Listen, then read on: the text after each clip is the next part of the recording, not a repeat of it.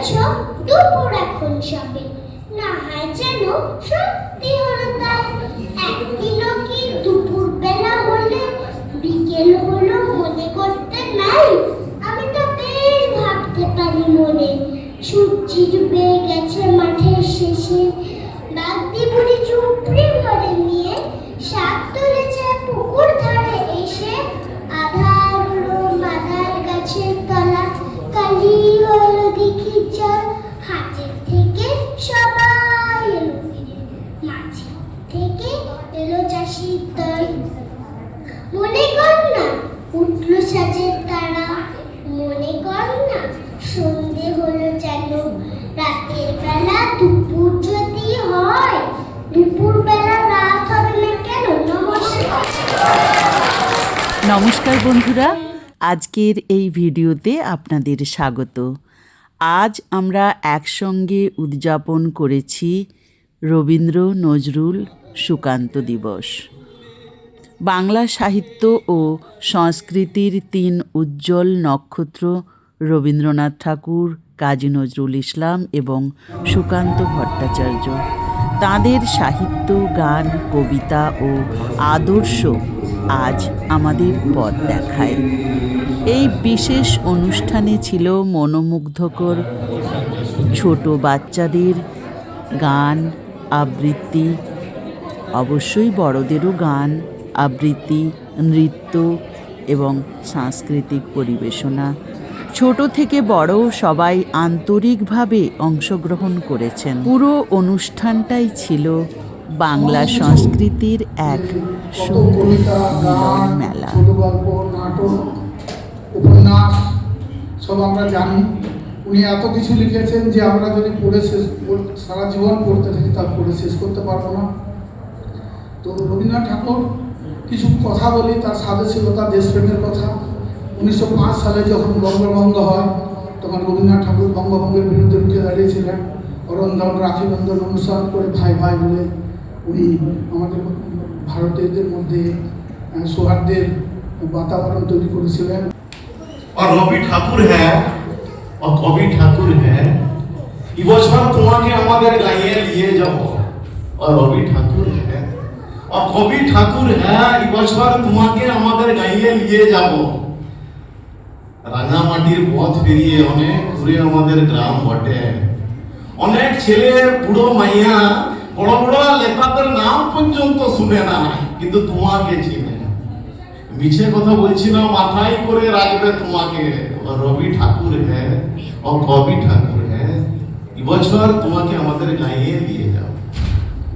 কত কবি আমাদের গ্রাম নিয়ে কবিতা লিখেছে। ওই যে লাল পাহাড়ি দেশে যা, রাঙামাটির দেশে যা, আর ওইটা লাল মাটির সরানে ওরে সরানে। কিন্তু তুমি যেটা লিখেছিলে ওটা খাসা বটে, এরকমটা কেউ পারে না। সত্যি বলছি, গ্রাম ছাড়া ওই রাঙা মাটির পথ আমার মন ভুলাইলে।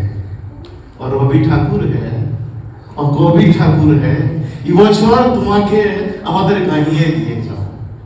ধন্যবাদ। আজ আমাদের পুষার যে সুভেনিয়ার সেটি সর্বসমক্ষে আনা হলো। অনেক অনেক পরিশ্রম করার পর এই সুভেনিয়ারটি তৈরি হয়। তো যারা এই সুভেনিয়ারটি তৈরি করেছেন তাদের জন্য আমার অনেক অনেক শুভেচ্ছা। রবীন্দ্রনাথ আমাদের শিখিয়েছেন মানবতা ও সৌন্দর্যের বোধ।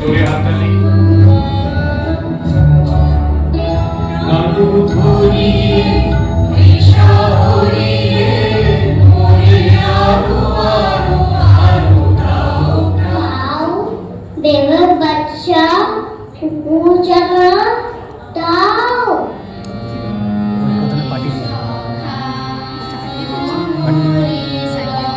ভালো